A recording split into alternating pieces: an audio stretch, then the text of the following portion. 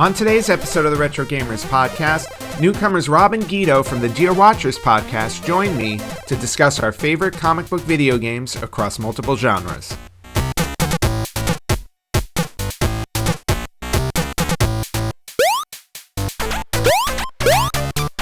Hello, everyone, and welcome to the Retro Gamers podcast. This is episode 417. We're pretty old here. This is Anthony, and with me this week, we got some newcomers to the podcast. So please welcome Guido and Rob from the Dear Watchers podcast. Guys, welcome to the show.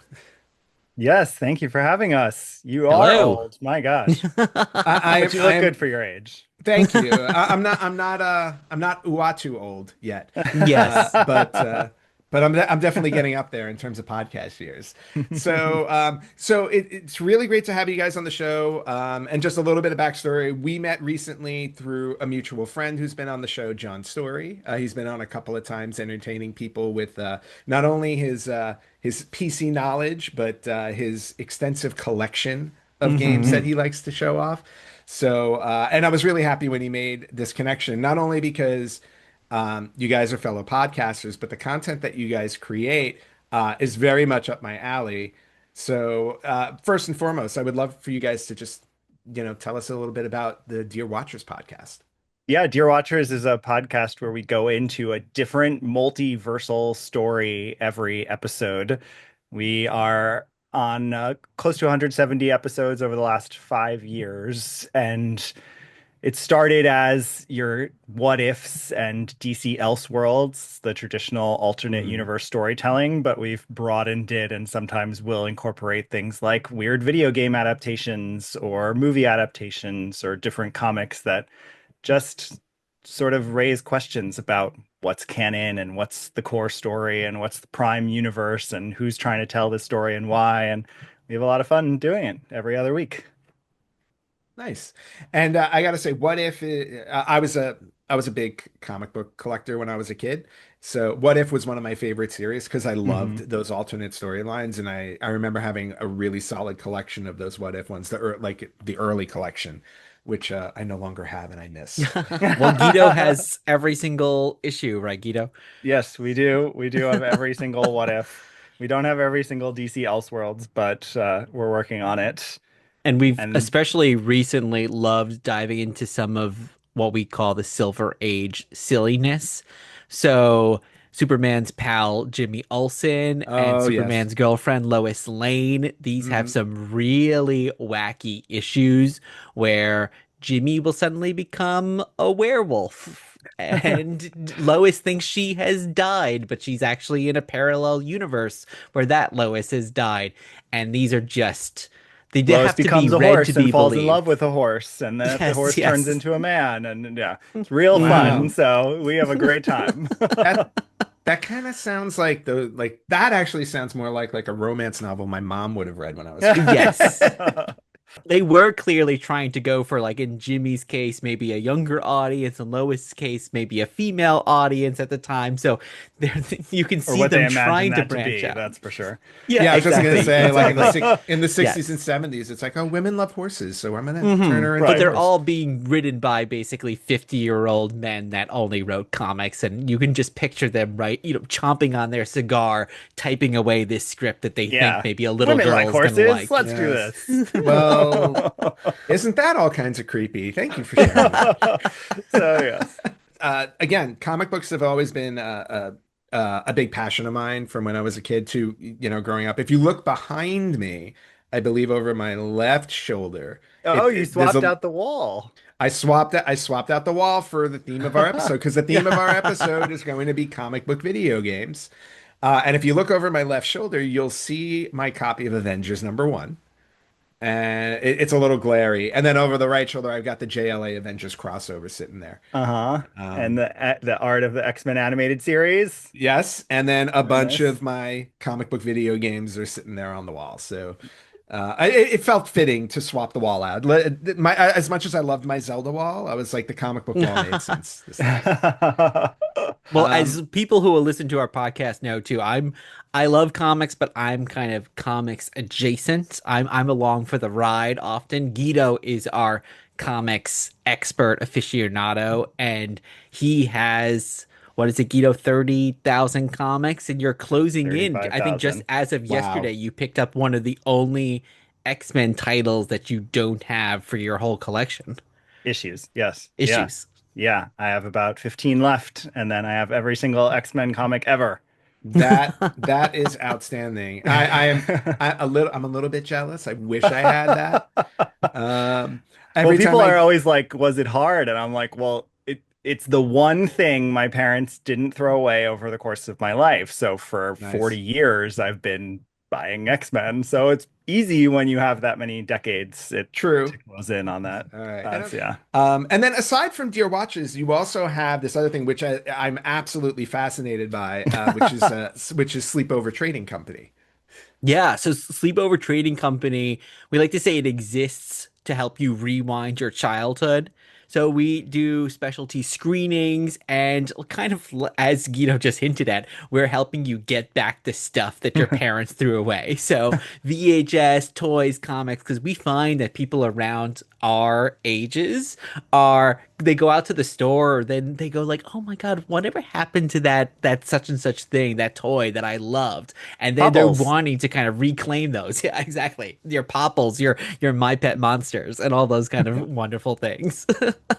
I remember the Popples very, very well, actually. My sisters loved the Popples. There's new ones coming out right now. That's why they're on top of mind because the Loyal uh, Subjects is re-releasing Gem, Mask, and Popples, new versions of all three of those properties. that's kind of Yeah, awesome. so But as yeah, Sleepover Trading Company, as Rob mentioned, in addition to events, we do a lot of digitizing of VHS archives and put them online, digging around in people's old tapes recorded off TV for things that just don't exist otherwise, whether they're news clips or some programs that are lost shockingly or in some deep vault somewhere, commercials, stuff like that.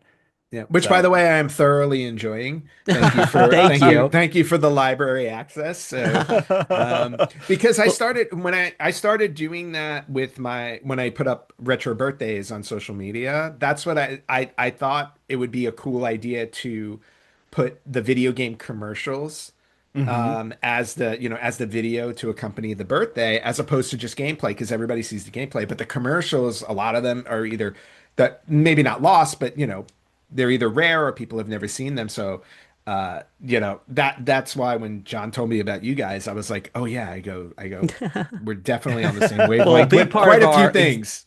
yeah, and a big part of who Sleepover Trading Company is, as well as we do monthly screenings all throughout the Hudson Valley in New York.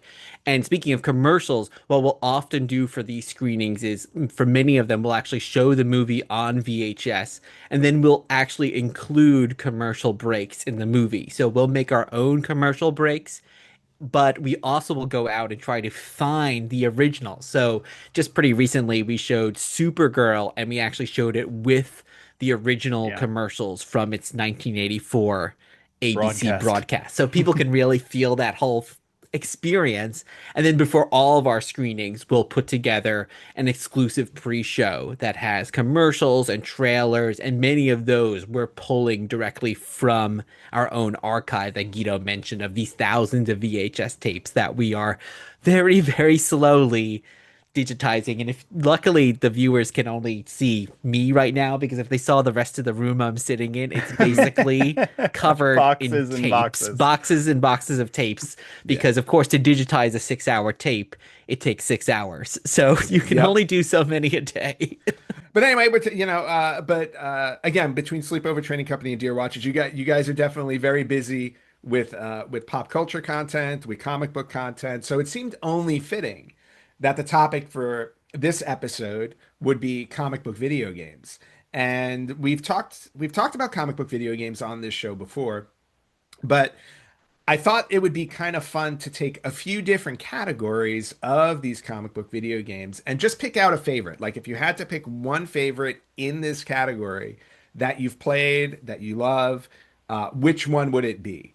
So, and I know I gave you guys a warning so you can prepare for this because this is not an off the cuff kind of topic. And I have a Yeah. feeling Guido's going to talk more than both myself and Rob combined. Well, we haven't I'm so compared excited. lists. No, even though we of course live together, but we don't know what we each kept it other's is going to separate. say. And I'll say too, Anthony, some of mine are not necessarily my favorites. They're the ones that They're stick in just the my mind ones that you played. in part because they were Mhm. so grueling and soul sucking that I Ah, can't not mention them. yeah, but you know what? That's impactful because sometimes the word, yeah, like I guess favorite is a loaded word when you think about it because you're trying to talk about which one do you love the best, or love the most. Whereas there are games that maybe are more impactful in that way, where it was like, holy cow, it's like this one was so difficult I'll never forget it, or this one was so bad it's good in my mind Mhm. now, type of thing. Yes, So totally. and yeah, and like, totally open to go there. So I'm definitely down for all of that. It'll be a fun discussion. And I thought what we'll do is, as we go through each topic, I'll just alternate between each of you to start, and then we'll obviously all just kind of go around on each one, and then I interrupt love each it. other and insult and do all that fun stuff. So the first one I wanted to start with was just a very general overarching one for Marvel Comics because Marvel Comics has there are specific ones that we'll get to, specific superheroes, but there are a number of games that just fall under the Marvel Comics category. You have your Marvel vs. Capcoms, you have your Ultimate Alliances, and then you have like other ones like War of the Gems and things like that, where they took a whole bunch of superheroes and stuck them in there to do some type of either story-based game or fighting game or something like that. So, Rob, I'm going to throw it to you first. So, Sure. under the Marvel Comics category, what game did you pick? Sure. So this one's not so retro for the Retro Gamers podcast because it came out in 2013, but it's the Lego Marvel Superheroes game. So I haven't played this in a bit, but Guido introduced me to this one. And what I really loved about this game, well, one, I love the co-op feature. So it was really fun that sometimes you have to play along with somebody else and they have a power that can do something that you can't. But I think the other thing I love is that you can jump between a bunch of characters because I think that's the issue with a lot of these superhero games where yes, you might like Spider-Man, but do you only want to play for Spider-Man for the whole game? Like, I love here that, oh, you can go from being the Scarlet Witch to Mr. Fantastic, and that their powers, like, will correspond to what you need to do. Mm. Oh, as Mr. Fantastic, you got to stretch up to do something, or now you have to be a character that flies, or a super strong character to punch through a wall. So I love the aspect that you could just play as all these different characters within maybe an hour. Yeah, and the Lego games, I fell in love with the Lego games when they came out. I think Harry Potter might have been the first one that I played that I really loved. But then when they started doing the Marvel ones, I was also all in with those, for the very reason that you say. Not only do you get all the superpowers, but you get them in Lego form, and it was just like there was just a fun nature to it, Mhm. especially early on when they didn't do when they weren't doing voice, when it was Yeah, when they all would just like, yeah, Yes. they would mumble and mime their way through things, and they would use imagery, and I thought it was so clever the yeah, way that I they did agree. that it was just super fun. Yeah, they had a good sense of humor. I totally hmm agree. Yeah. So nothing wrong with a slightly newer game on the list. And to be honest with you, with PlayStation 3 and Xbox 360 and stuff like that, they're kind of on the cusp of retro as it is now because we're talking these systems came out almost 20 years ago now, Mhm. which is really hard to believe because it makes me feel even older. Um, but okay, so Lego Marvel Superheroes is your go-to. Guido, which one did you pick for this category? Well, I left out the other categories we're going to cover that are Marvel Of course. characters. So by doing that, it's a much smaller pool to draw upon, and it is also my latest game choice. I went with Marvel Ultimate Alliance, which I would have been playing on the PS3 in 2006. And Nice. it or the PS2 actually. Um well, I don't remember. I guess it depends if I upgraded in '06 or not. Well, But let's see. Yeah, because Marvel Ultimate Alliance came out. Oh, spoiler alert! I picked the exact same game. So one of the other, and what that was one of the other things I was going to be curious about. I was going to be curious about how much we sync up with the hmm games because we're both really big on the Marvel. But Ultimate Alliance, it came out on PS2 original Xbox, Windows 360, Game Boy Advance, PlayStation Portable, Wii, PlayStation 3, PlayStation 4, and Xbox One. So this thing was everywhere. Yeah. And I had played X-Men Legends prior, Hmm. which is of course the same mechanic and the same developer Yep. or studio. And I loved this game because it felt like it was enough of an RPG for people like me who are not big into RPG, but like also the idea of customizing a character. Hmm. So it was a good balance of that for me. But most importantly, it used each character's powers and it used the ensemble aspect of that really well. And so I love it. I play it again. Talking about it makes me want to. Yeah, and just to go along with you on that one, all the reasons you said are perfectly valid, and I agree with you 100%. I think there were, depending on which version of the game, you also got different playable characters. So you could actually experience the game multiple ways, depending if you got like the PSP version or the Game Boy Advance version.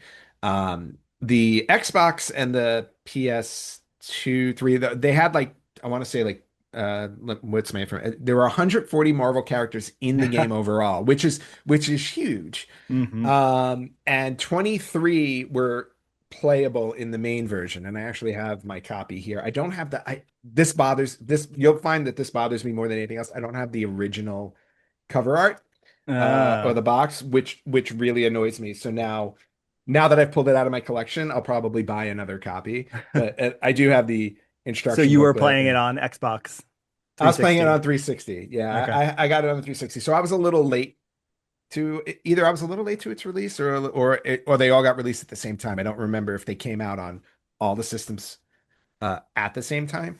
But to your point, just the idea of this was my Infinity Gauntlet style of Hmm. game because Infinity Gauntlet was one of my favorite comic book crossovers when I was a kid. So when I saw this story, granted they weren't doing Infinity Gauntlet in here, and this was long before we got the Infinity War movie and Endgame.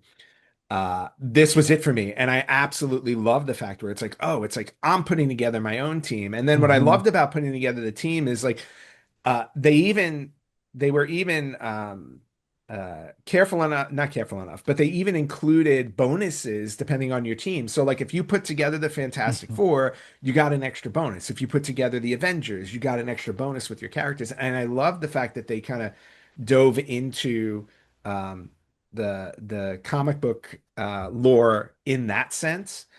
And it just added a little bit more depth to it on top of, like you said, that you can change your characters up, you can change costumes, you level them up in different ways so they build their powers and stuff.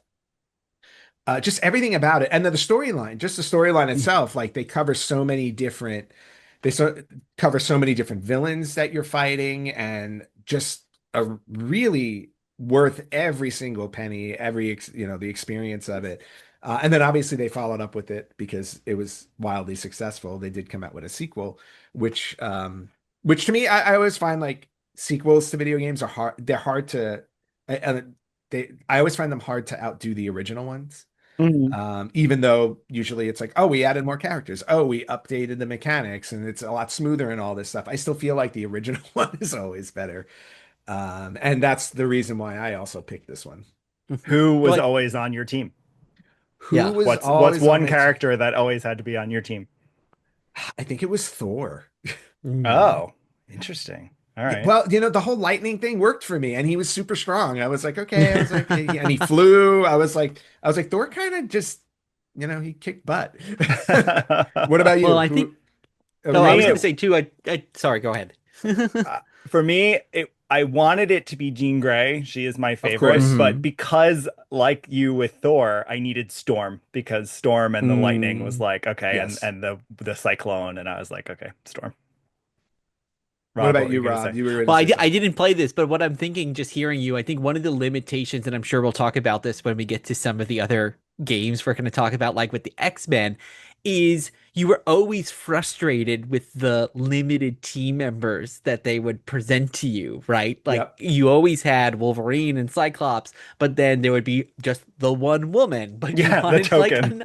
another woman, or oh, I wanted another I wanted Colossus in this game, but he's only in this other game. Right. Like I love that now they kind of realized, oh no, people really want the other teams. And I think it's the same thing with outfits, right? Especially if you think of someone like the X-Men or even someone like Spider-Man, they have variations on their costumes. So you want to Yep. be able to express that, not just, oh, here's the one thing that you're stuck with.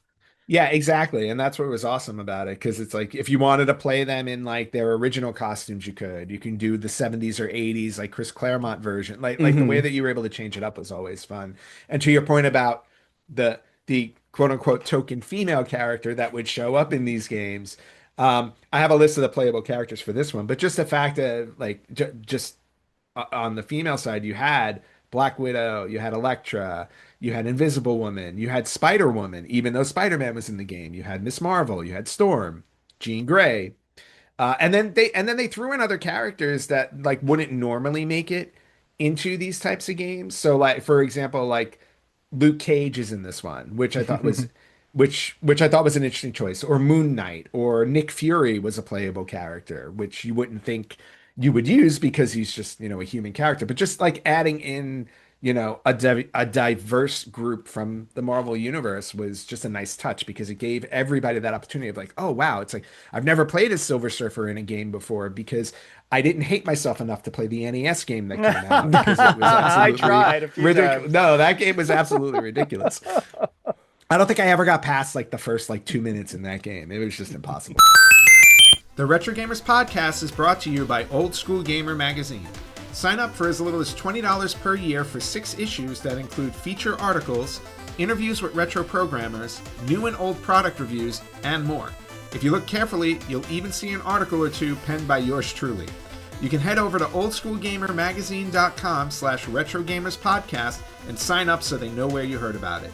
Old School Gamer is dedicated to you, the old school retro gamers from the arcades to your home. We had an overlap already. Let's move on to the next topic, which again is going to be a blanket one. And let's talk about DC Comics. So DC Comics, they've had a few as well. Again, not as robust when you take out the solo character video games. But Guido, I'm gonna throw this one to you. So, what did you pick for the overall DC Comics video game? All right, this one I'm going back to a game I used to rent all the time. I don't know why I didn't own it for the Sega Genesis 1995 Justice League Task Force. That was my And runner-up. the main reason this game, so fighting game, using all the DC characters, but it is shockingly, because it's 1995, Wonder Woman's first video game appearance. And so I'm a huge Wonder Woman fan, and the fact that I could play her in a video game was really exciting to me. So I haven't played this game in probably 30 years. Don't Mhm. even remember if it's a solid fighting game or not. I remember liking the graphics and the character designs and that I could play Wonder Woman. Okay. Well, and that one I think was like it had some issues. Like it was a little bit buggy if I remember it correctly, because I did play Justice League Task Force. To me, it felt like Captain America and the Avengers. It's just like that It was very side-scrolling beat 'em similar. up. Yeah, it's Yeah. very, very similar. But again, for like people who like just kind of those standard beat 'em up arcade styles, I mean, it delivered on that front, and especially like you said, giving you the opportunity to play as some of your favorite DC characters as a team. Yeah, it just works. I didn't know that that was Wonder Woman's first game. Yeah, and And and I mean even since she's other than the major ones, which I think is might come up in one of your answers, I'd imagine, she hasn't had a solo game. She hasn't had a lot of Yeah. game time. So, yeah, and the character from Justice League Task Force, I completely forgot until we were watching a playthrough to prepare for this episode. Was I then all of a sudden remembered Desparo from that? He's Oh like the yeah. big pink. I thought it was the parasite at first, but no, it's Desparo with like the third eye because I don't Hmm. think he was like he must have been very popular in 1995 when that game came out, but he was exactly who I thought of. Him and Cheetah, because I always Oh, Cheetah. loved villains, so having them in the game really stood out to me. Yeah. Yeah, and that was also like a cool thing about these types of games when they would dive into the villains that you're not used to seeing. Because like, all these games would naturally you go to a Lex Luthor, you go to a Dark Side, Hmm. right? Hmm. Um, as opposed to, these other lesser knowns. But the fact that you had to, stretch out the game, it's like, well, how do we vary it? So you get those types of villains in it, which works really well. I'm actually very surprised too that Wonder Woman did not have a solo game, especially because, to fast forward to current times with how successful the movie was, the first movie Hmm. at least, that there was no tie-in video game to it. Because video game tie-ins happen all the time Yeah. There was with these an films. announcement years ago, and I'm sure it has since been scrapped, but Not surprising. really a shame. No, an absolute shame because I mean, she's perfect for a standalone game. She really Oh, is. yeah. So, all right. So, Justice League Task Force, Rob, what did you pick out of this? So this is the last of my not quite so retro picks, I That's fine. swear. And this is Injustice 2 from 2013. I don't play a lot of modern games, but what really stands out to me with this game was Guido plays a lot more video games than I do, and I was actually able to beat him multiple times playing this game. I So Ooh. don't this is remember it the same way, I have to Oh, say. well, and the character I was always able to beat you with, Guido, is not a character I have any affinity for whatsoever, but I must have just mastered whatever his moves were, which was Aquaman. So that's not a character I would normally ever choose. I don't really care much about Aquaman, but I remember I Neither was does able to anybody beat you. else. No, exactly. And maybe because Guido, you were like hell bent on playing Wonder Woman or something like that, and maybe he just was well suited against her in the gameplay. I don't know, but that's what stands out to me. Or you just had to thoroughly embarrass him by saying Aquaman beat Wonder Woman because that just Exactly. doesn't happen. That Exactly. does not happen. Yeah. That game I is Anthony, I don't know if you've read the tie-in comics, but I have they are not. so good. It's an alternate universe that we have not covered on the show. I want to, but it's a long read because they released a very long run by one of my favorite writers. But it is such a good story. That's the other cool thing to have a fighting game that has an incredible narrative moving it forward. Yeah, and to me, like the narratives are so important. I feel like Mortal Kombat really started that early with fighting Hmm. games when they started doing the whole lore behind it. Street Fighter to me had a kind of like a hint of it, but then I think Mortal Kombat really dove into it. And then since then, I feel like the lore behind these games um, are super important. And because, DC Comics has a 90-year history to draw from, and or 90 years of characters, and then just creating a whole universe for it is awesome. Yeah. Yeah. So Agreed. but you will forever have to live with the fact that Aquaman beat Wonder Woman, and that's just an If that's unforgivable. how it happened, I don't remember, That's an so we'll see. I don't know. Selective That, memory loss. that's kind of unforgivable, Guido. I don't know what to say about that. Maybe I was letting him win. I don't remember. It was Sure. a long time ago. Oh, funny how that happens. All right. What did you pick? What did I pick? So I also picked something a little more recent because it was going to be Justice League Task Force. And then I had switched to Mortal Kombat versus DC Universe, which I have sitting Mm. behind me somewhere on the PS3. I think it's nope, that's Arkham City. I don't know, it's up there somewhere. But I wound up going, this was my Lego pick. And I went with Lego. Oh, I dropped one of my games. I went with Lego Batman 2 Mm. DC Superheroes because the first Lego Batman stuck to the Batman universe. This one opened it up to all of the DC universe, and this was the first Lego game that had voice acting in it. So, and I Oh, thought interesting. I actually thought my concern with it at the beginning was like, oh man, I was like, they're putting voice actors in it. It's going to kind of ruin the whole mystique of Lego games because I love the whole miming thing and how they would do things through visuals. But For this one specifically, it didn't hurt it at all. It's not like uh yeah, I mean they had a lot of fun. They pulled in actors, some of the actors I think that had voiced the characters before in animated shows, like they pulled some of them in there. So it felt like a very decent transition. And again, with these Lego games, you had 50, 60, 70, 80, 100 characters to pick from. I don't remember how many were in this one specifically, but you had okay, you had at least 50 playable characters in here, and it Mm. included guys like, you know, you had your Superman and Wonder Woman and stuff, but then you had characters like Black Adam, like Captain Cold, like Bizarro, you know, Gorilla Grodd. You had like a nice deep bench to pull from with it.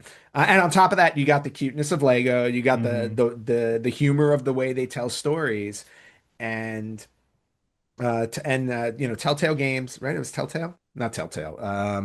What's the Traveler's Tales? That's what they were called.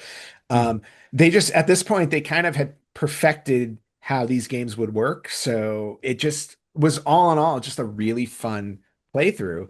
I find the Lego games are good comfort games to go back to as Hmm. well when you just want when you don't want to play anything serious, you don't want to play anything deep.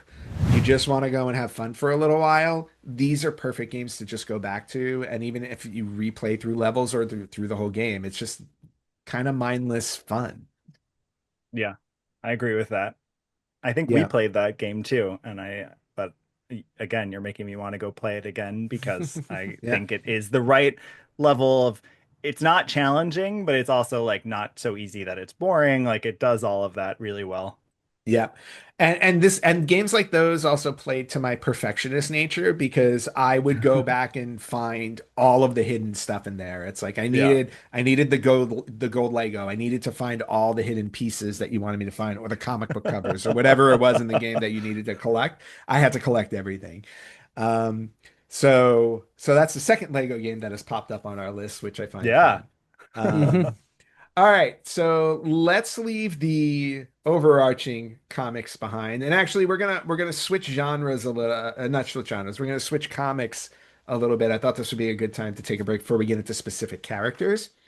And I thought let's move on to Teenage Mutant Ninja Turtles Mm. because they've definitely had a good library of games over the 35 plus years they've been in existence. And I mean, who doesn't love playing as a turtle that can do ninja moves? I mean, so they're right. They were just perfect for video games. They were set up Hmm. to be video game characters just the way that they were, just completely action packed and stuff.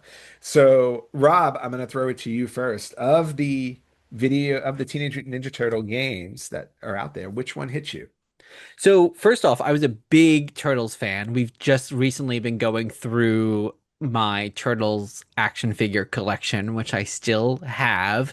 They were definitely one of my go-tos. I had Turtle shirts, I had all the Turtle stuff. For some strange reason, I did not own any Turtles video games. Oh, I that's do not crazy. know why, because I Wait. had like, yeah, Do you have the pizza launcher? I loved the pizza I did launcher. not. I don't think I ever had the pizza Ah, that was launcher. my favorite toy. Yeah, I don't think I had that. Mostly because I I shot the had pizzas at my sister's. I had the villain who's like a pizza chef, and he has a peg leg, and it's like a pizza box on like a Hmm. peg Yep. leg. Yeah, I don't remember his name, but I did. Yeah, for some strange reason, I did not have Turtles video games, but the one that Okay. really kind of stands out in my mind is the TMNT arcade game from '89. So it's Of not course. up there with like Final Fight and like Simpsons, which I put like at like those are seared in my brain, but it's up there. It's right below them. And then I think the thing that I think about most is not actually necessarily the gameplay itself, but it's the fact that on the cabinet they had a live action April O'Neil on the I used to cabinet and in love the her. box, Yeah. which is just so bizarre because everything else is animated, and then there's a full and she's Yep. full on Spirit Halloween costume, wig on her head, yellow jumpsuit. It is just so jarring. I suggest anyone who is at all interested in turtles to look that up, and it will be seared in your brain like it is in mine. That is awesome and not something I remember. So now I have to go look that up. Oh yes, I remember her. Not creepy at all. No. But no, I mean, and that's a good pick because the arcade games are among the most popular of the Turtle games. Like everybody remembers those arcade games. I think the second one gets the most love out of all of them. And they recently came out with one only a couple of years ago. They came out with it uh on console. Teenage Mutant Ninja Turtle Shredder's The Revenge. Shredder's Revenge. Mhm. Yeah, yeah, Yep, and yeah. you actually got to play as April O'Neil, and no, she was not a human in a Spirit Halloween costume. She was the actual character Missed from the comics. opportunity. Total Someone miss. needs to make a skin for that. I need to see that now. I really need to see that now. Guido, what did you pick for the Turtles? I had to go with the original, the NES game. This Ah, game, I think anyone our ages was playing the NES game non-stop, and I think anyone who played that game, that yes, was the there one it that was is. the one that fell when I grabbed my other game. Which, by the Anyone way, who played it, what? we Go have ahead. overlapped again. This is my choice. Well, anyone who played it, I would imagine, cannot forget swimming in the water and those damn electric Yep. things that are constantly killing you. I mean, it was a hard game, but it wasn't so hard that it turned you off. It was just hard enough that you were sort of stuck in a loop, which is a good level of hard. And Yes. while it was certainly primitive in its graphics, I think just the fact that choosing Donatello versus choosing Michelangelo like gave you the bow staff to hit things ahead Yep. of you with, like that created a little bit of variety for you in your choice. And so I love this game. Yeah, and you know what? I'm inclined to agree with you because that's the one that I picked, despite the fact that I probably played the Teenage Mutant Ninja Turtles 2 arcade game more than this one. This is the one I remember the most. And again, it all goes back to childhood memories too, because when you had a limited collection at home, the games that you had mattered the most. And I remember playing this game nonstop because I was hell bent on beating it, and it was extremely difficult. And I don't know if you've seen like this one's also rife with memes online. I don't know if you've ever seen it, where it's like there are memes of like, tell me where your trauma started, and they would show the waterboard with the three, or I promise my kids I'll buy them a PlayStation 5 if they can beat this game first. Because the game is it's notoriously difficult. It really Yeah. is. And to be honest with you, I never beat it as a kid. I beat it later on as an adult, because I just couldn't get past the Technodrome. I remember getting to the Technodrome, hmm getting inside, and just getting destroyed. I want to say a friend used to be able to beat it, but I couldn't because I do remember the ending, but I don't think Same. it was me that achieved it. So, Yeah, I might have to do a playthrough of that one again because, and to your point, the variety with the turtles was great.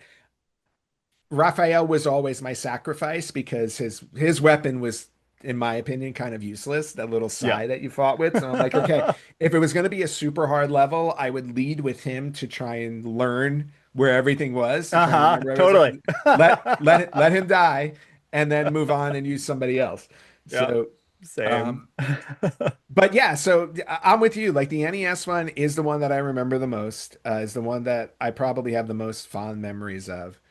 Um, and what I also love is the cover that they did for it at the time. They used you should know this one, but they used the comic book cover from Teenage Mutant Ninja Turtles #4 from the Eastman and Laird ones, because you can see they're all wearing their red. They're Right, wearing their right. They're Oh all the yeah. same color. they're all the Yeah, same color, because in the comic book in the beginning they were the same color before the cartoon came out, and they were like, we need to give them right. individual Differentiate them. colors. Yes, exactly. So now the question is, since we talked about the games, do you have a favorite turtle? Both of you. Hmm. Yes. Which Yes. one? And which one? it's I don't know if it'd be my favorite if I was approaching it now, but considering that I also loved the Turtles throughout my childhood and I always loved Michelangelo from the beginning, like I have to say Michelangelo. Again, if I was entering it now, he probably wouldn't be my favorite. I'd probably find him really annoying, Uh-huh. but he'll be my favorite since he All was right. always mine. And Rob? As a nerdy kid and now a nerdy adult, Donatello, definitely. Okay. Well, okay, so here's where we're all different. Leonardo was always my favorite because Yeah. in the cartoon he felt more like the leader of the group, and I just always seemed to like, yeah, I don't know. He seemed like the responsible one, and I guess maybe I was a weird responsible child, so I connected with that more. So And we're once just missing a again, Raphael. and No once again, surprise. Raphael is sacrificed. Yeah. Raphael is always sacrificed in the end.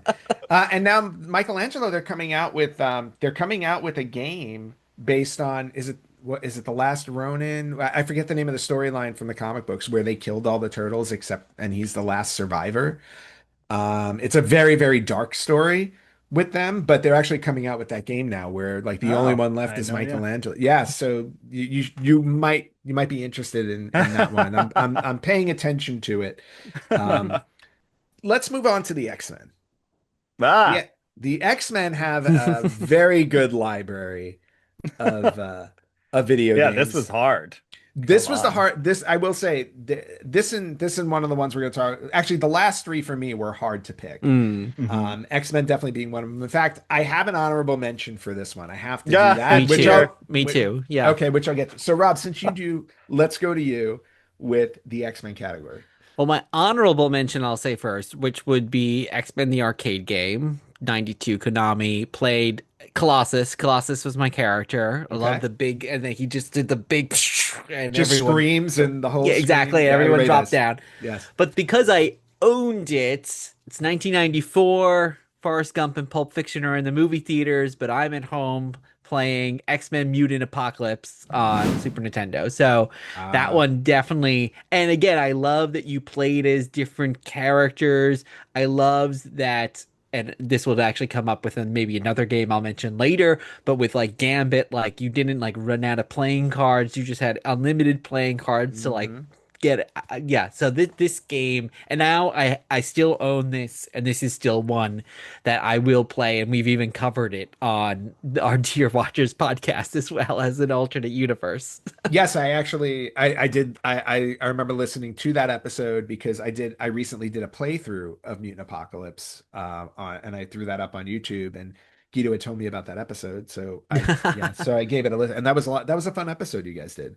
Because they did do a comic book tie-in. That's the cool thing about that one. That was a And I had prequel no idea they comic. did that. I had no idea they did a comic book tie-in with it. So And it's got Psylocke in it, which like we were talking before about token women in video games, and she feels like she's probably not as well. If you think X-Men, you're probably thinking Storm, Jean Grey, Rogue. Like Psylocke's a little further down on the list, but she's yep. really cool in the game because not only does she have the psychic knife, but she's just a ninja too. So Yeah. she can just kick people and do the swipe kick and just knock everybody out. Well, and I'll tell you very simply why she was probably the one chosen for that game. I have a She few ideas, but No, yeah, what well, are your yeah, well, thoughts? I think the very no, I think the developers very simply picked her because it's like, oh, she can't fly. And they didn't have to worry Oh. about putting flight in the game, so she was grounded.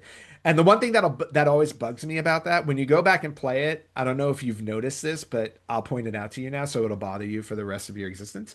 But when she's walking, they forgot to color one of her boots the right color. So when you watch her walk now in the game, you'll see in the animation, one side of her boot is just like a very pale or like a very regular solid blue, whereas the rest of her is like a darker blue and it's flat and it's annoying and I can't ever get it out of my head.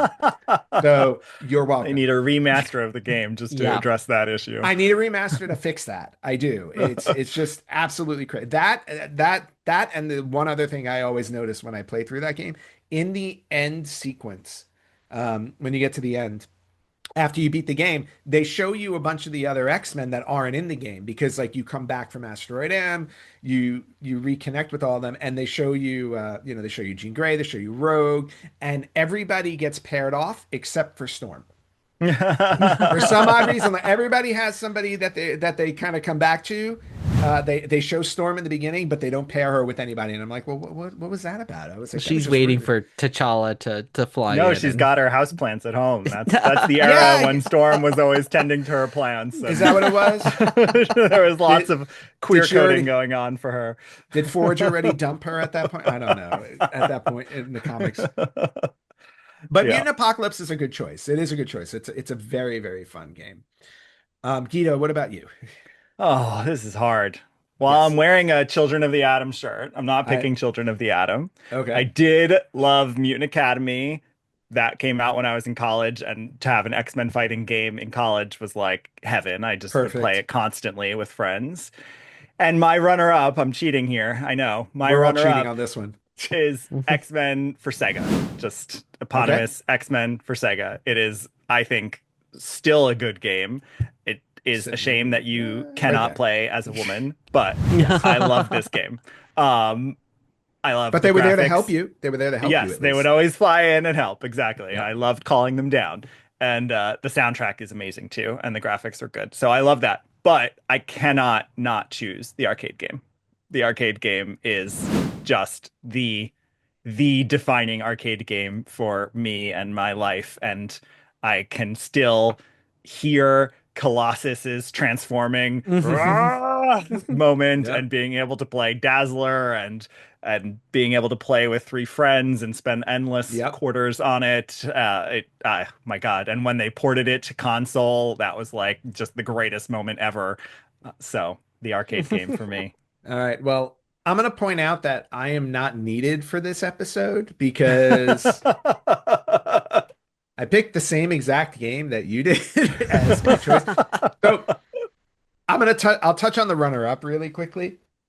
My runner-up was actually X-Men Legends because just the same way we talked about Ultimate Alliance, like X-Men Legends by Raven Software, they came out with this in X-Men Legends 2 before they did Ultimate Alliance, and I just remember how much fun it was to play the X-Men in this format because it was like you got to assemble your dream X-Men team in it. And as much as the second one expanded on it, it included the Brotherhood of Evil Mutants that you can play and everything like that. There was something about this one that I really loved. The story was it was very homegrown to the X-Men universe where there was a new character, Magma, at the Mhm. time. Like they created this character who's discovering her mutant abilities, and then she gets kidnapped or they go through like kind of what you see in the comics, which I loved. So, and like I said, being able to assemble the team, I think there were like 15 playable X-Men in this one. So I absolutely had to mention that before going and that was why I was flip-flopping for a while, and I had to go with the X-Men arcade game for all of the reasons that you said. Nightcrawler was my Oh yeah. character of choice in that game because I love the way he would just zip across the Hmm. Uh, screen with his power and take everybody out. That was just awesome to me. Um, but the game itself, just overall, was really fun. I'm sure you know it was built off of the Pride of the X-Men mhm. cartoon pilot that was done in 1989, which did not go to series, which I'm perfectly fine with because a couple of years after this game, we got the absolutely astounding X-Men the animated series, which again you see the book behind me. Um, but this game, the levels were just fun. The villains that they chose were absolutely like just smart, villains that Mhm. you can connect with between Pyro, the Blob, the White White Queen Queen. White Queen was awesome. looking fantastic. Oh yeah, she looked great in that game. Again, you did get a female character to play as, even if it Mhm. was Dazzler. Um, I, And Storm, so you got two. Oh, that's right. I forgot you got Scrum. No, stupid me. Yeah. Yeah. And I don't know why I would forget that because I'm gonna send you guys. This is gonna go over us when I edit this show together. But I'll send you guys on in chat right now my X-Men setup because I bought the Oh, X-Men that's right. The arcade arcade one-up up. game. Yes. Yeah. And so I That's have right. You that did sitting send me here. this. and it's a 4-player version. But now sitting above it, which I just put together last week, is the Lego X Mansion. I have it in a Huh. box in our dining room, and Rob keeps teasing me that I'm never going to put it together. I bought it. I bought it a week and a half ago, and I'm not kidding you. I put it 2 days later. I put it together in a marathon session. I could The not. lights look awesome. I bought a separate lighting kit on Amazon and installed those Uh, as well. App Super happy with it. And then I actually went a little bit further and I bought Beast doesn't come with the set. So I bought Lego Beast off of Amazon too, because I felt like, how did they not include Beast in this set? He has to be there. So I added him there. And as they make more wow. Lego X-Men characters, I gotta put them in the Keep collection. adding them. Oh, That absolutely. looks No great. question about it. But super happy with that. And but like I said, that X-Men arcade game to me is one of my favorite arcade games of all time, hands down. I do have the copy when they released it on Xbox 360 and PS3. This and the Simpsons game. Hmm. And once Hmm. those were pulled off of their online store, you can't get this game anywhere. No, So it's so annoying. my Xbox 360 will never, ever, ever get given away because I need it just to play my X-Men arcade game when I want to play it on my TV instead of the actual arcade game. The arcade game is a nice showpiece, but like I need other people here to play it with. It feels weird to just stand there and play it solo. And the other games in it are Captain America and the Avengers, which again is a fun game. And then a very odd one I'll just mention because it was a weird one they chose to do was Avengers Operation Galactic Storm Oh, based off right, of the right. I storyline, remember seeing which that was a on there. fighting game. And it was just a very odd choice of a game to make because the characters in it like no, there was no interest in this game because people didn't know the characters that well. You knew some of the Avengers in there, but Crystal is not a well-known character. And then the bosses you're playing against are like the Kree from the storyline battle, and it's like, well, nobody wants to play against the Kree. You want to play against Red Skull. You want to play Yeah. against, you want to play against their A-listers. So it's just an odd game. But again, the X-Men arcade game, yeah, hands down. I can't say enough good stuff about that game too. So Guido, you and I once again overlap. All right. Moving on to another one that I thought was incredibly difficult was Batman. Because if there's any comic book character, I think I would argue Batman probably has the most um, arcade or video games out there. If I Yeah. had to pick somebody, and again, I didn't do like a list or count anything, but I feel No, like I'm sure Batman would that's be, true. yeah, I'm pretty sure Batman would be the one to have the most. Yeah. So Guido, I'll turn it over to you because I have no idea who I alternated with anymore. So I'm just going to say you go first. Well, I chose a weird one for this. If I had really gone with I'm best, curious. I would have. I know this will be funny. Um, I would have gone with something like Arkham City, which is a truly stunning game. It's Yes. extraordinary, and I'll never forget playing it. It's that kind of game.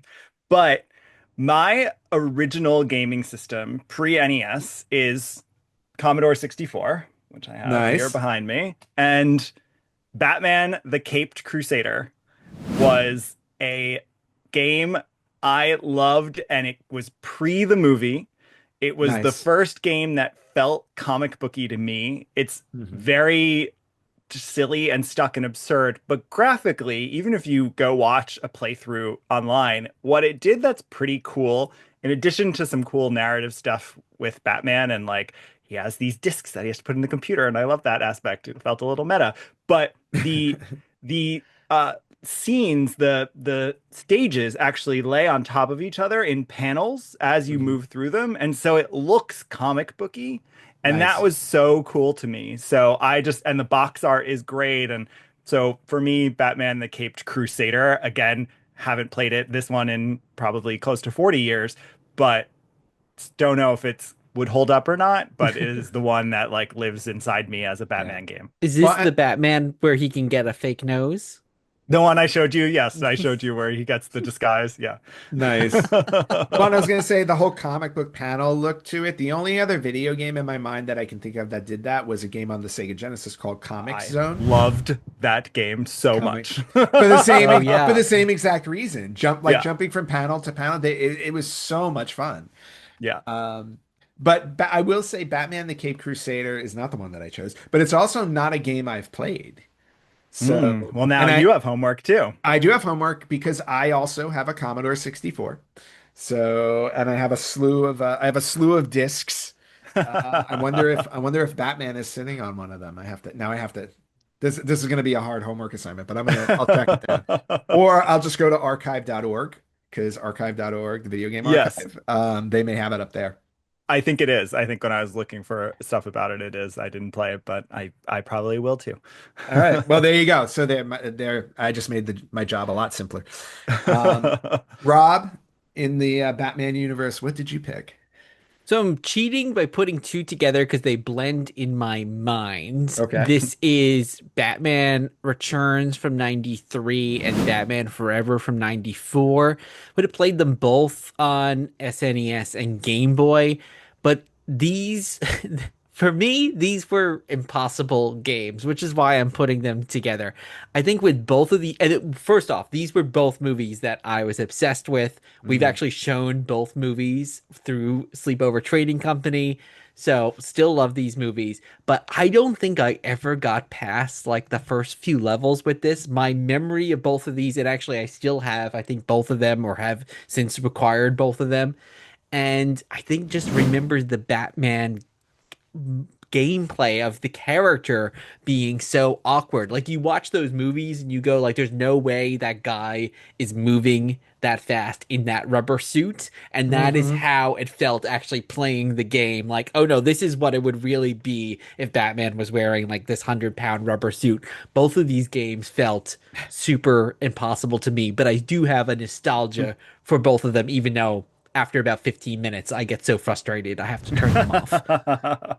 Okay. Now, and the Batman Forever game, was that the arcade port or was it a different game? I think I no, I don't think it was the arcade port. I think it was Okay. the SNES. No, one thing I always remember about this game, not that I ever got this far, but I Mhm. remember seeing it, is originally in the film Batman Forever, it was going to end with the Riddler wearing a big muscle suit battling out Batman. And they cut this, did it, I don't know if it looks silly with Jim Carrey in this suit, but it's in the video game. So when you Nice. get to the end, the Riddler is wearing like this giant muscle suit and battling out because clearly obviously the game was in development and then they cut this from the film.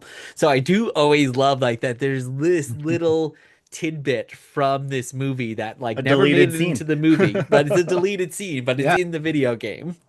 And one frustrating thing for me, who's not like a dedicated video game player, and I guess get it, this makes sense with Batman, but at least in these games, too, there were certain devices you had limited amounts of, so you could only use it like once, or you had to get more. Mhm. And for me, as a player, I just would want to use it all the time. So like just the fact that you were restricted there was also very frustrating, even though it does make sense for the character. Well, yeah, you can only carry so many things around in that utility Exactly. belt of yours, right? Unless you're Adam West. Adam West seemed to have everything in that thing. We're going way back. Now that's something I would love to see. I would love to see somebody do a Batman Oh. video game based off Oh, the Adam yes. West series. I It's a would play wonder that. they didn't. They did the whole comic book series Batman 66, where it was Yep. set in that universe. And so you'd think they would have done like a mobile game at that time, but maybe Hmm. with the licensing or something, it was too complex. Yeah, no. Instead, I have to live with Adam West's appearance in the only video game I know of, which is Golden Nugget, a casino-based game where he played a detective. There was a whole like storyline on disc two, and he was like the main detective in it. I'm Oh, like, how fun. yeah, I have to live with that instead of Batman 66 as a video game, unfortunately. For me, for Batman, Yeah. there have been so many Batman games I've enjoyed, and and for a little while I had to wrestle with, okay, which is the one that sticks out the most in my head? Because to your point, like the Arkham series was amazing. I remember loving Batman Vengeance on the Nintendo GameCube when that came out, but the one I had to go with, and again, childhood connection, maybe teenage connection at the point, was The Adventures of Batman and Robin on the Super Nintendo, Mm. Hmm. based off of the animated series, which at the time was on Primetime. The Primetime series, which by the way, to me is the definitive Batman series. I Hmm. love that show. I can watch that show any day of the week. Just absolutely outstanding. Animated shows in the 90s for some odd reason. I don't know who woke up in Hollywood, just decided where it's like, hey, you know what? People can handle these characters with depth and actual It flaws and was stories and stuff. just to shout her out. It was Margaret Loesch. There was one person behind both X-Men and Batman, the animated series. She was the Fox Kids uh, lead of Fox Kids, and it really is her that we have to thank for a lot of those adult that move toward like good narrative animated series. Well, Margaret, if you're listening or watching, which I'm sure you're not, thank you very much. You've made three people very happy in our childhood. But The Adventures of Batman and Robin, the Super Nintendo game, I thought because they made there was a game on the Super Nintendo, there was a Sega CD game, there was one on Genesis, one on Game Gear, and what I remember about it is that they were all different. They didn't just take the game and carbon copy it, which I thought was very interesting because I'm like, oh, it's like, why didn't you just make one and make it easier on yourself? But I think it was like they were just all developed differently. And Konami made this one. And again, it's a side-scrolling game. It's pretty much a beat 'em up. But what I loved about it so much was that it felt like every level you were playing was playing through another episode of the show. So the first you play against the Joker in, one stage. The next stage you're playing against Poison Ivy. Another stage you're playing Scarecrow.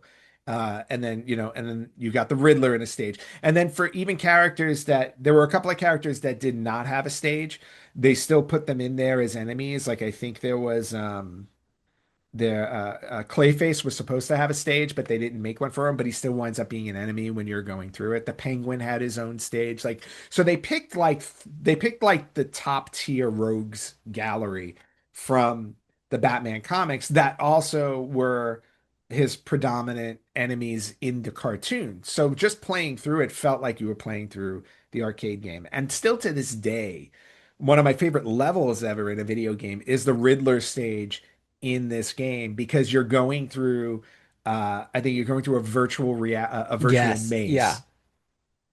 And I just love the way that board plays out. Absolutely love it.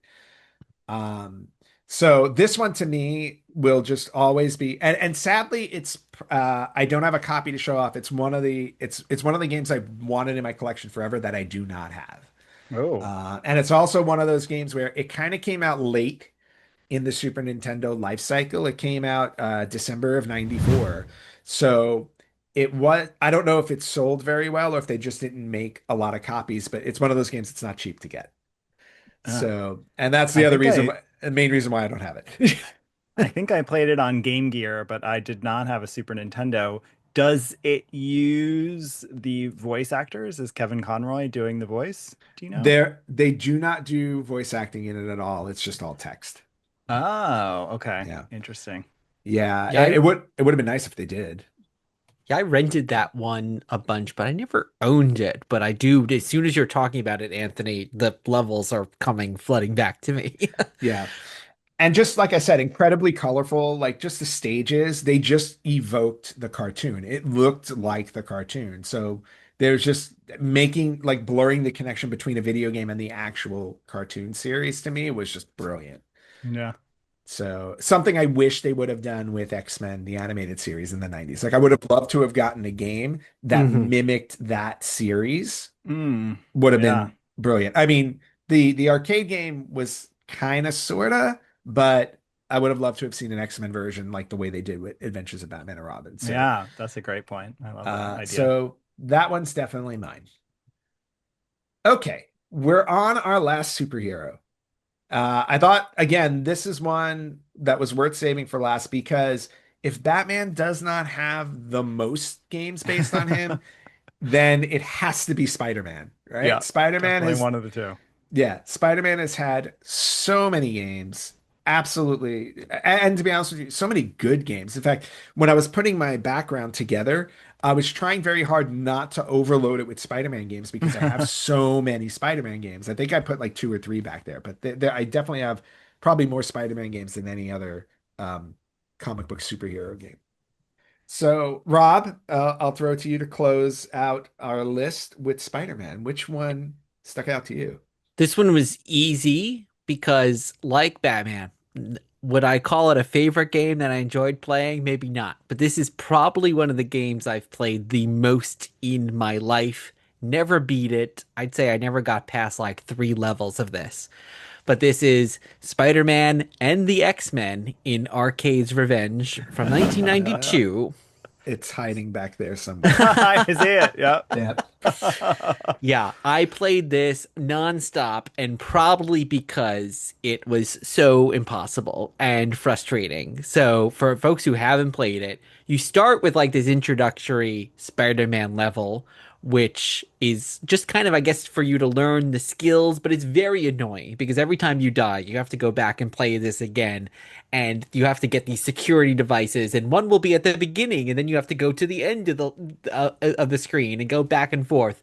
And then you can play, only then, once you beat that, can you unlock the other ones. So it's another Spider-Man level. It's Wolverine, Cyclops, Storm, and Gambit.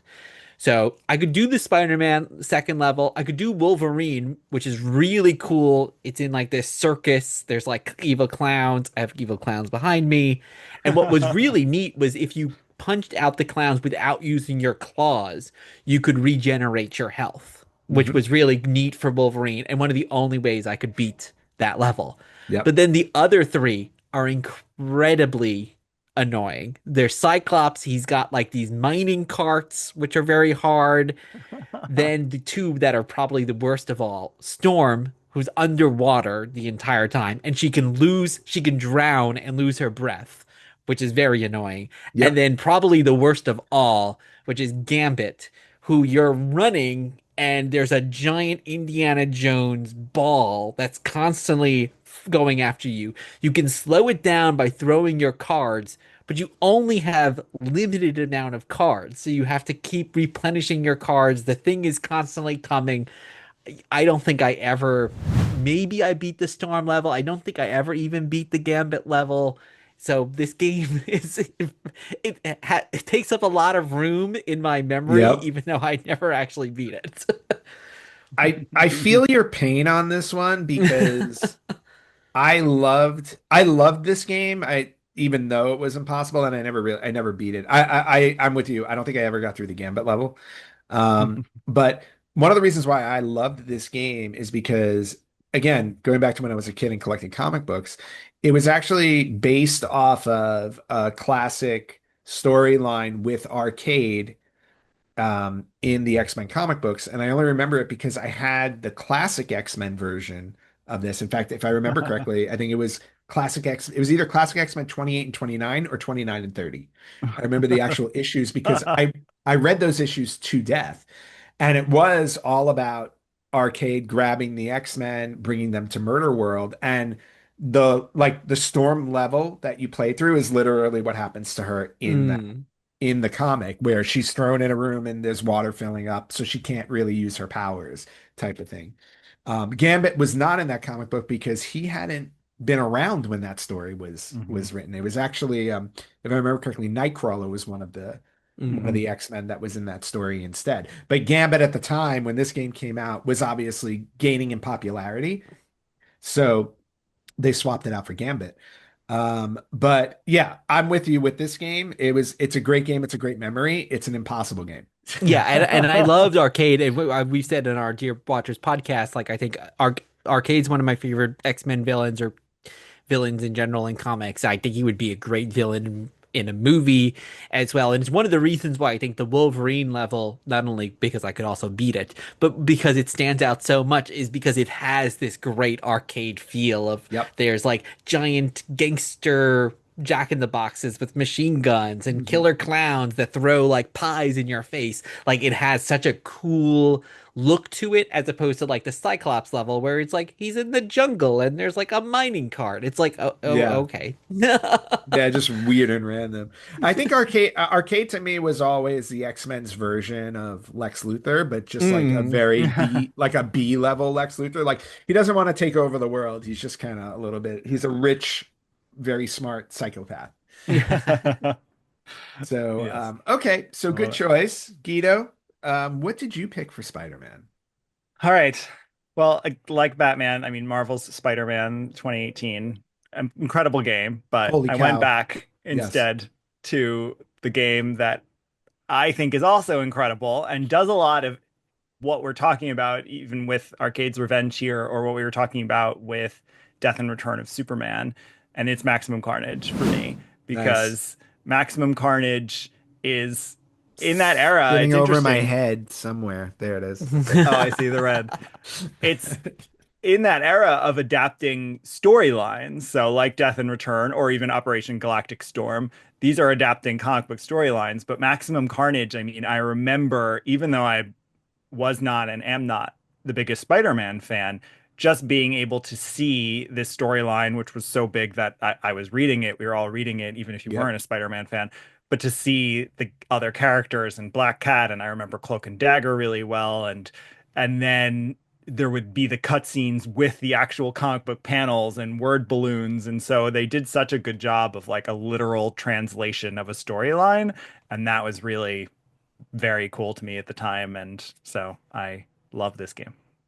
Yeah, and I'm with you on that. I absolutely loved playing through this game. I honestly, to this day, I don't remember if I've beaten it. I might have beaten it once. But just the fact that they were so faithful to the storyline, Hmm. the comic book storyline. So again, it's just one of those things where you actually get to take part in a storyline that was so well done in the comics. Um, yeah, so I can definitely see that as your pick. I'm with you. It was very hard for me not to say Spider-Man from 2018, but because this is the Retro Gamers podcast, I held off from doing that. And when I went through my list once I put that one aside, Maximum Carnage was so close to being my choice. But I instead had to go with the first Spider-Man game, which again I don't have a complete version of, and I wish I did, but the first Spider-Man game on the Oh, wow. PlayStation 1. And let me tell you, like when this game first came out, and it came out in 2000. When that game first came out, it blew my mind because you got a full 3D rendered Spider-Man action game. And again, in 2000, the controls and everything like that weren't, anything to write home about. It was a little bit clunky to kind of work through. In fact, I went back and played a little bit of it recently. I can't remember why. Oh, I put up like a retro cheat for it, like some cheat codes and stuff. So I did some gameplay to do the cheat codes. And I had forgotten how like kind of difficult it was to kind of get the hang of him. But I just remember the fully 3D world, being able to swing through the air with Hmm. that, you know what I mean? Like I like remember all the too. things that you see in the comic books, like being able to do that. The intro of the game, or I'm sorry, the practice mode to learn how to play as Spider-Man, narrated by Stan Lee, the game narrated by Stan Lee, just absolutely just an iconic feeling of that.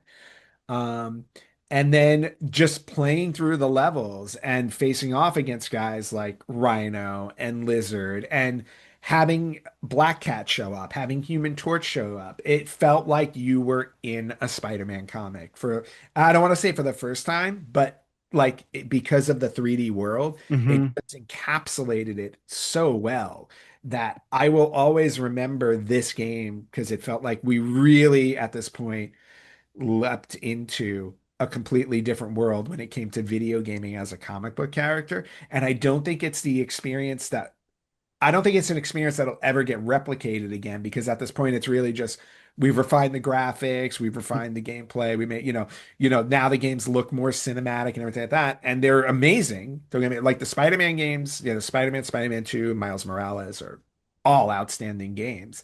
I'm like, but this one to me was like the biggest leap forward in comic book video gaming in like my own personal experience. So I felt like I had to pick this game over every other Spider-Man game.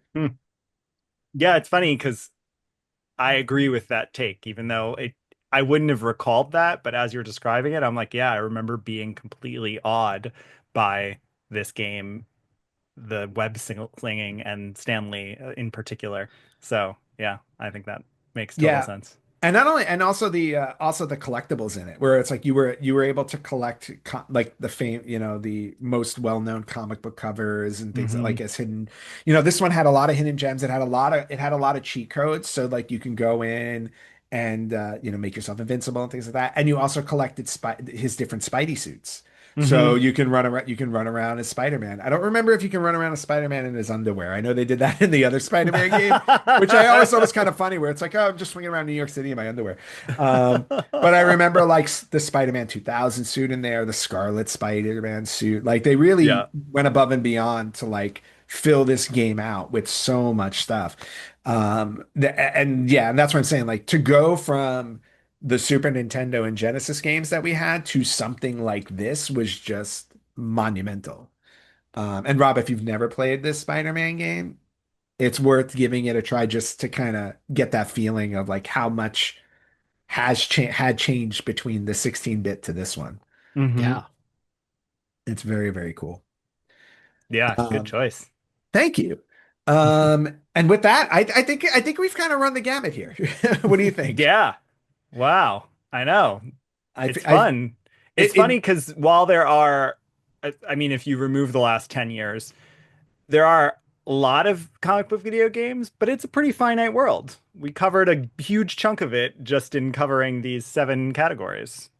Yeah, we absolutely did. And for all that, yeah, and nowadays, like all the games that come out, it's always like, oh, it's like, how do we make it bigger? How do we make it more massive? How do we make it more involved? When um I always feel like going back in time and looking at these retro games, I have more appreciation for them because of how much they managed to do with so little.